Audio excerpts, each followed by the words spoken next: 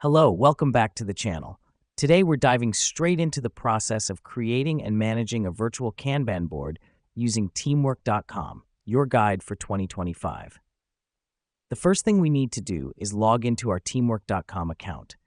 If you don't have one, it's a quick sign-up process. This step is important because your Kanban board will be personalized to your projects and team members. Now that we're logged in, head to the Projects tab. Here, we'll create a new project for our Kanban board. The reason we do this is because each project can have its own unique Kanban board, helping us stay organized across multiple projects. Next up, we're going to create our Kanban board within this project. Click on the Board tab and then Add Column. Each column represents a stage in your workflow, for example, To Do, In Progress, and Done.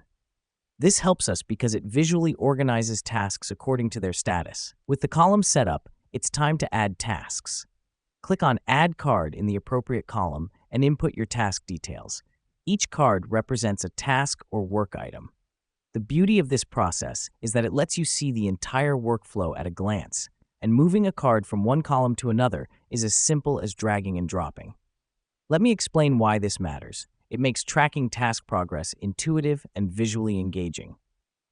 Now let's talk about managing your board. As tasks evolve, you'll need to update their status. That's where the drag and drop feature comes into play. Just grab a card and move it to its new column. Here's what's happening behind the scenes. As you move cards, the system updates their status automatically, keeping everyone on the same page. Lastly, don't forget to periodically review and update your Kanban board. As projects evolve, so will your tasks and workflow stages. Regular maintenance ensures your board stays relevant and effective. And that's it.